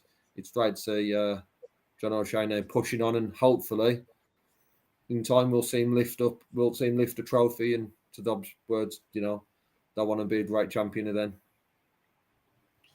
Yeah, absolutely. Right. Week in darts. What have we missed? Will you be guys covering Torremolinos? Probably not now. Genuinely, look, for all the stick, and I just absolutely laid into the bloke as well, that and the Northern Cyprus genuinely look like good events, but I have absolutely no intention of ever touching them because of who runs them. Oh, yeah. Like, at the minute, it makes sense to do one there because when you get flights and everything else included and hotel stay, it's probably cheaper than going on holiday. And my idea of going on holiday is going and getting pissed up playing darts or snooker or pool or whatever else. I don't go and sit by a pool all week. You could do that for a couple of hours, but bugger that all day, every day on a beach. So that would be perfect for a holiday. But I have absolutely no intention of going anywhere near those events. Ever. No. Agreed, Mace. So, a week in darts. What have we missed? You're bound to Super have missed something. Series. Correct. Yeah, as always, Super Series on Saturday night, won by Alexander Merckx, who played some really good stuff. He did early on in the week, then he faded a little bit, and then he turned up out of nowhere in the final. I was absolutely convinced that it was going to be a Jared Cole versus Neil Duff final. I thought those two were right up there. Love the way that they played in that final group as well. Rickwood became the double 19 man. If he starts hitting that in Reading next week, I'll give him a slap. But the way that Jared and Neil played, I was like, oh yeah, this is going to be I think they'll beat the other two. We'll swap over, fine, perfect, brilliant. We'll see these two again. And then we see the other two in the final, Merckx and Rickwood. It's how quickly it can change. Strange action, the way he just sets his arm as high up as possible and then lets it go. But like you said, he was superb. He settled in throughout the week at various points, and another player that's booked their spot in Champions Week. Yes. Have we missed anything else before we open up the chat room? It was County this weekend. Nothing we've missed in regards to other than today's action, but the Super Series group this week, or groups, my God, they are good. Yeah. The field for Monday, Tuesday, Wednesday is very strong. Very strong. And it's always nice to see Martin Adams on the Super Series or in the seniors, but the rest of the field is just very strong.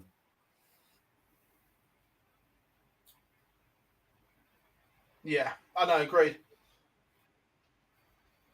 Not a problem at all, John. Deserve every word of it, buddy. So, question time. Yes. No. None of us have watched a single dart of it. I absolutely guarantee you this. But the German European thing started today. Not seen any of it.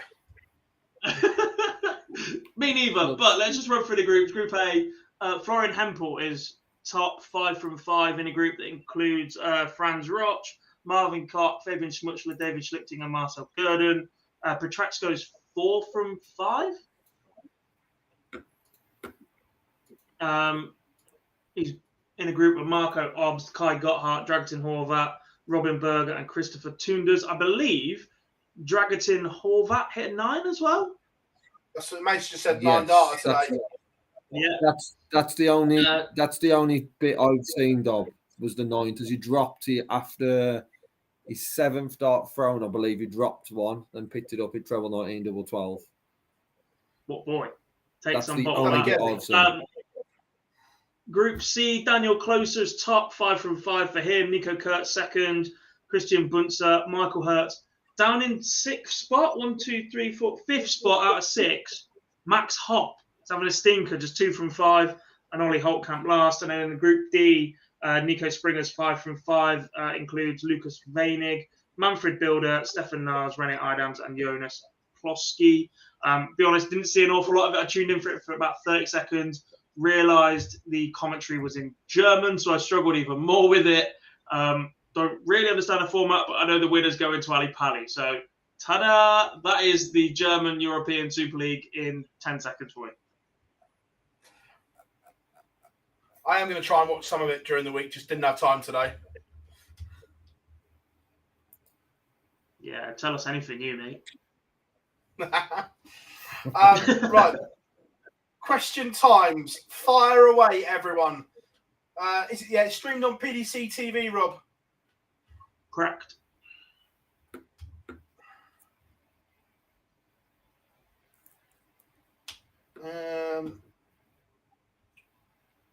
Right. Thoughts on Barney Taylor challenge back 9-9, just a change to the random subject. I actually really enjoyed it. The what? The Barney Taylor champion v champion. Oh. I was 4, Johnny, so I've never seen it. Any news on the Riley's UK Open qualifiers for next year? No, I would expect that news to kind of drop January time after the Worlds. I nearly went in a Riley's today and then I stopped myself. Yeah, I would expect news after the Worlds. And then I went to my old work instead and played mini golf. Should have gone to Riley's.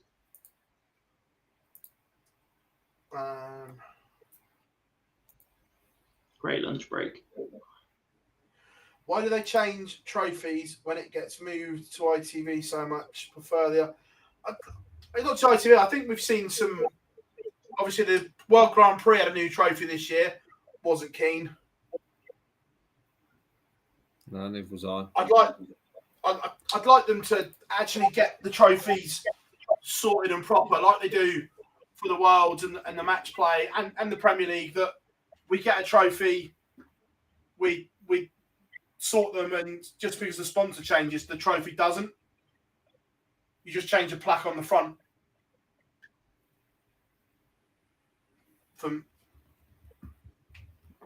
Yeah, I'm with you on that.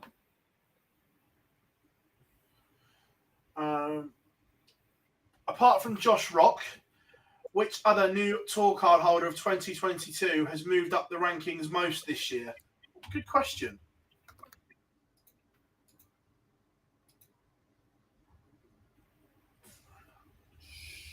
I was going to say Schindler, but without looking.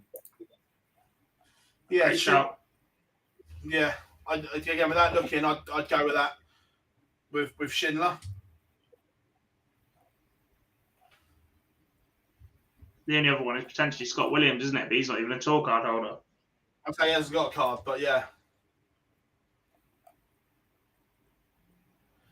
Don't know if it's been discussed. Any thoughts on the windmill launch? Thought it looked very, very good. It's launch season, isn't it? Yeah. In fact, I think there's one in the morning. There's one on the 11th. There's another one to come as well. Great shouting there that we were missed. Robbie John. Does he got his tour card back this year? Rock. Yeah, who after Rock though, isn't it? Was the question.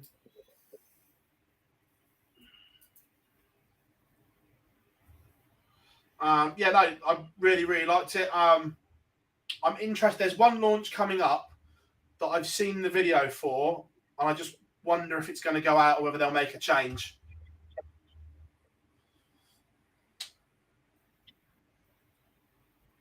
Mm-hmm. You know what I mean, don't you? Well, it must be that one then, yeah. Yeah. If it goes out, it's going to be funny. If it goes out, it's going to be funny. Yeah. Which fan base is currently in Anderson or Wright? What? How far back in the chat room are we? Jamie. More of a state. Don't know. No. I think they're both all right. You know what you get in McGarry these days. Peter's still more than capable when he rocks up. Theory.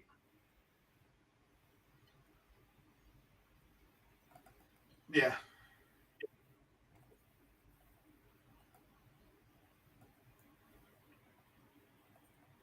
To be fair, Anderson's fan base is huge. You don't realise how big it is. But when they sing his name and he's still when he's not there, the fact they still sing his name on Euro tours and God knows what, it's not played on a Euro tour since 2015. Yeah, the Ando.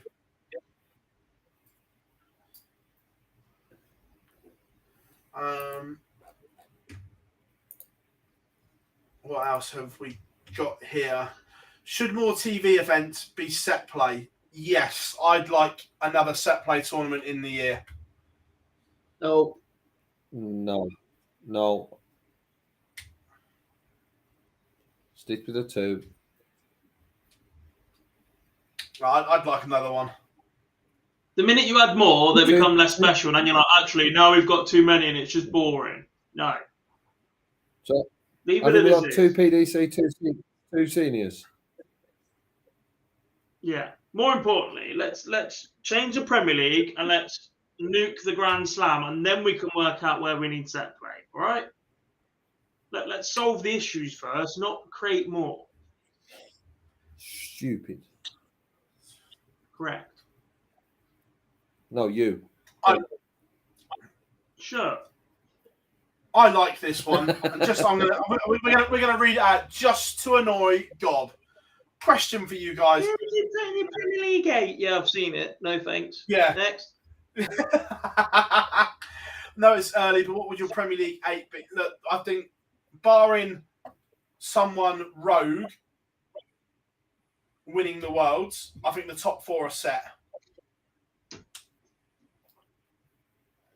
Is it what will it be, or what would yours be? 2 different questions.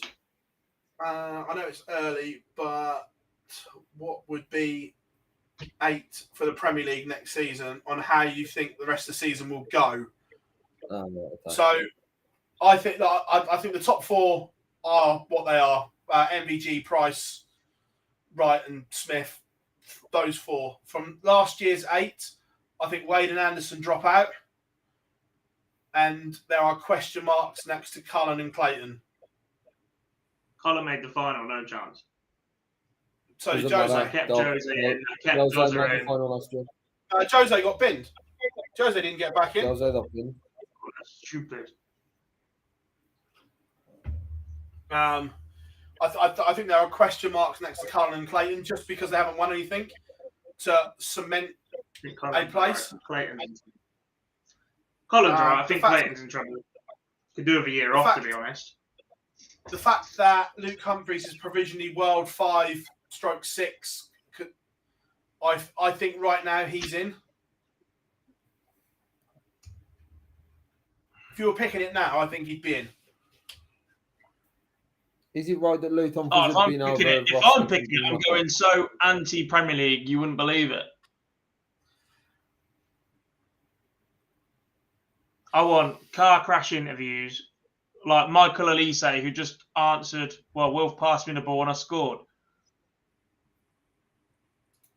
Great interview. Big character.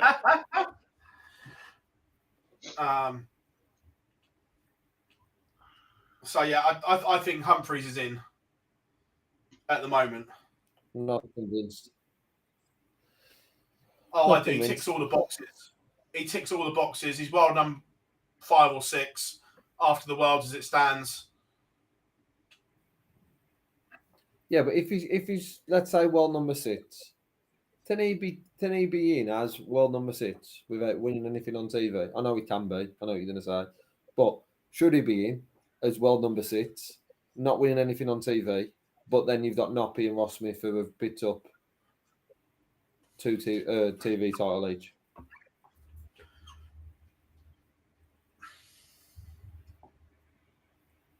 That's where I'm unsure. Because for me, the winners should be in.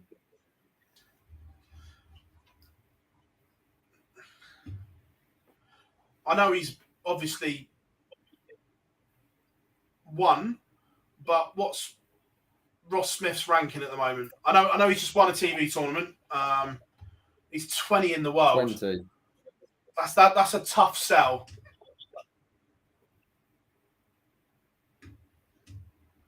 You're a tough sell, but you worked in darts for 10 years. Yeah. Possible.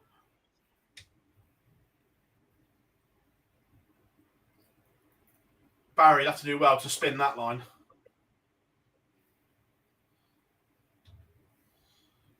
Be interesting. By the way, if you see any questions in the chat room, jump in and fire them in. You were carrying on. Yeah, I thought he was looking. I didn't Alex look. is I'll in have a- from I'll have a look. America, from the CDC Continental Cup winner. Don't plan on moving anytime soon myself, but just out of curiosity, where's the best place to live for someone coming from the States trying to pursue a run in the PDC? The Midlands. Midlands. So you're centrally based. Somewhere between Leicester, Derby, and Nottingham, as you would say. But it's Nottingham. Yeah. Yeah, definitely. Look, I live Best in the south person of the to reach country. out to, probably get in touch with like Damon Hetta or Dimitri. They've got a decent little group growing in Leicester way. Leicester. And where's Jeff? Where's Jeff Smith at the minute? Him and Matt Campbell. Are they with Darren Webster? Is that a bit more your way, Lee? Jeff Smith's probably on a plane somewhere. He tends to always be on one. Darren Webster, Norwich way. There's Norwich, isn't he? Yeah. Yeah. No, don't go there. They got too many fingers. Yeah, no, It's like Midwest definitely. Texas. Yeah, no, yeah, Alex, good. Glad you're in, mate. But yeah, definitely the Midlands way. So you're also there's plenty of nice places in Yorkshire as well. And you're close to Barnsley and Wigan. Yeah, but there's no Yorkshire internet in Dales are Yorkshire, so no. Yeah, there is that. Yeah, not London. Too expensive. Stay away. Yeah, So a bit avoid. further north. Cheaper and you're in the middle. Because then where I live is perfect because you've got Milton Keynes one way and a lot of the TV tournaments. You've got Barnsley, Wigan. There's some stuff in Leicester now. It's mint. Can't move in with me. Yeah. Sound. Get your brother out. If you're going to do that, you have to get a tetanus jab. Say nothing. You said like my brother's been vaccinated.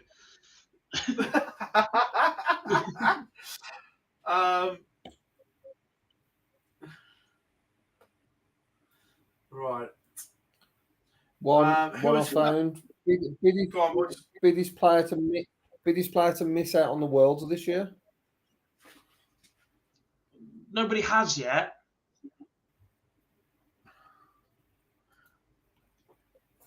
Yeah, but Currently, excluding the qualifier. In terms of a name, it's Ian White. But in terms of performances this year, it's definitely not Ian White because he's just not been good enough.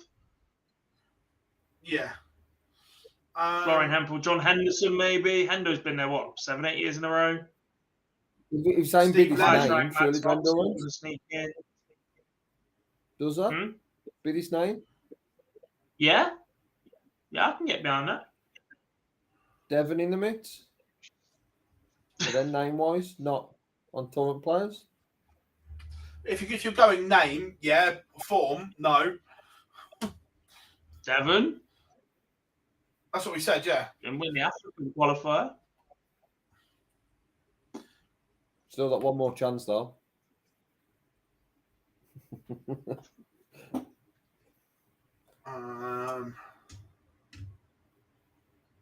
Thibault, let's get Truco in. Let's get the French in the World Cup. Let's start the campaign now so they have absolutely no choice but to ignore it. I have never in my life supported France for anything. I am English. We are taught to hate them. We do not like them in any sport, in any way. But I'm starting it here. I'm starting it now. We want France at the World Cup of Darts. And then they're going to draw England first round and I want them to get smashed. But we want them there. To be fair, I think I would be amazed if France won in next year's World Cup. The fact they They both have to won be. on the Challenge Tour, I would be amazed. Well, if it comes Tommy, down to putting darts on TV in France, then there's every chance it won't be. But even then, I'd Yeah. ignore that, get some coverage elsewhere, and just go, actually, look what they are doing, and hope TV pick up the following year. when is Bristol getting the Premier League event? Hopefully, as soon as that new arena opens. Steve Brown was in earlier. Does he know? Knows everything else in Bristol. Yeah. Mace is down that way as well. Who's the most disappointing player from the Q School winners? I don't remember who got through Q School. Come on, man. They're the ones in green, right? No, they're in the opposite list. Q School, Tour Card Race, and then they're ones in green, aren't they? Yeah, the light green. Well, who's at the bottom? Vladimir Anderson has done nothing. Darren Webster, did he get his tour card back this year? Yeah. Yeah, he won day 2. Day 1 or day 2? I'd probably say, for me, Bradley Brooks. I was expecting more from him. He's as world youth champion, he's definitely got a lot more ability than he's shown. Yeah. I don't want to pile onto him either, but I wanted a bit more from Kevin Burness. He worked his arse off at Southampton in the Live League to get his form back up. He then wins a qualifier for the World Seniors, turns it down because he gets a tour card, and has only made 10 grand this year. He would have made more than that as an amateur. The way that he was playing at that point a year ago, Kevin Burness would have had a more financially rewarding season as an amateur this year. Oh, completely. Yeah, no question there whatsoever.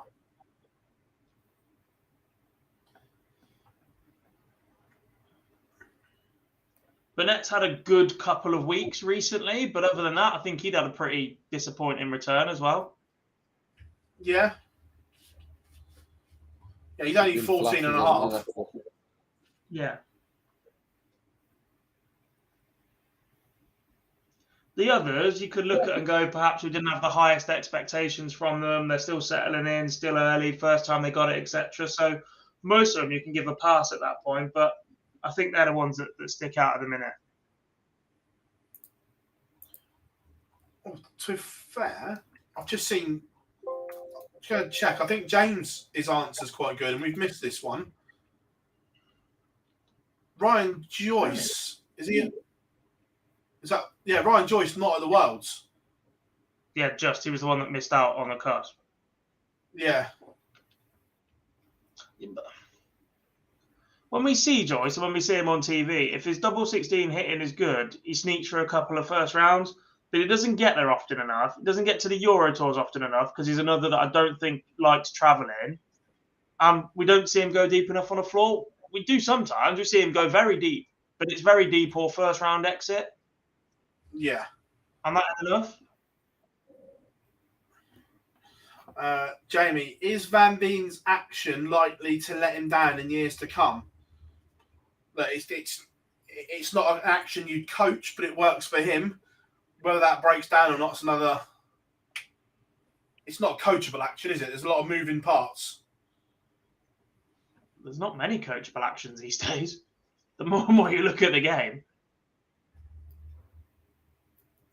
Yeah, it's not as easy. The concern is that when he's under more and more pressure, then there is that opportunity. We've seen that before with other youngsters. I like this one. Next darts player to do I'm a Celebrity. I would love Wayne to do I'm a Celebrity. Could you imagine? Marder in the jungle. I think it would have to be Wayne, you know.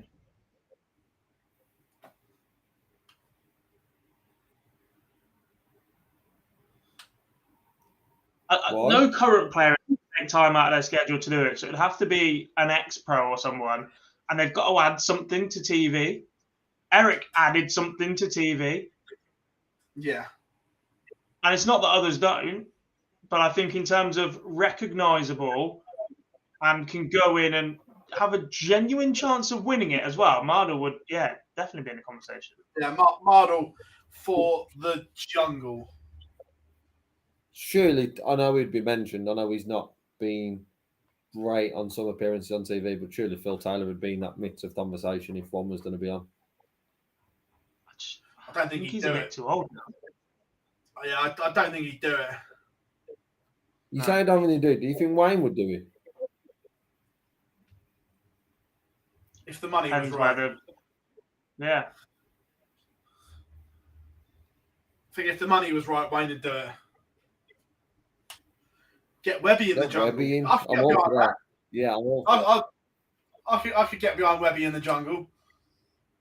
As darts fans, as high profile as for the rest of the country to get behind, I'm not convinced. especially as the Welsh population don't seem to like Webby, as we found out the other week. I like Webby's rants on Twitter.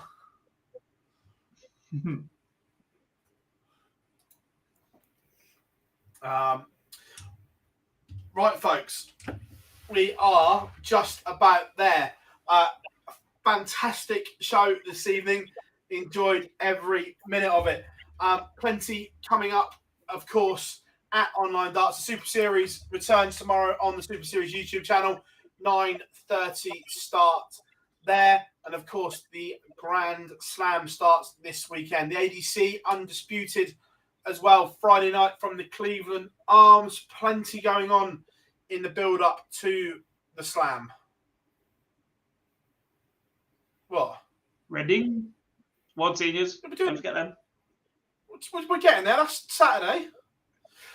World Seniors. Friday. Isn't it the Flyer on Friday, or has that changed?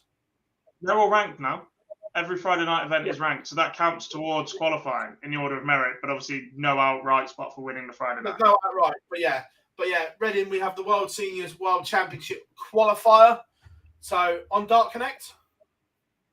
Yes, and believe we will be looking to stream at least one board on Saturday and Sunday. Just before we go, we always ask this, Boise, we're going to get an announcement this week.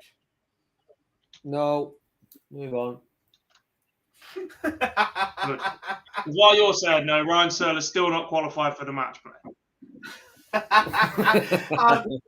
Everyone, thank you very much for the last few hours. Remember, no live lounge next week because of the Grand Slam, but the Fallout Bar will return after every evening session, apart from the final, at the Slam. Plenty coming up. If you haven't yet, make sure you follow us on all social media platforms, Facebook, Twitter, Instagram, TikTok, and subscribe to our YouTube channel. We're almost there. We're etching towards that 30K mark. So the quicker you can get us there, the better. I'm with Phill Bars, Jack Garwood, Lee Boyce, and everyone in the chat room. Give yourself a round of applause. Gentlemen, it's been another Magic Monday here at the Live Lounge, and we'll see you all in a few weeks.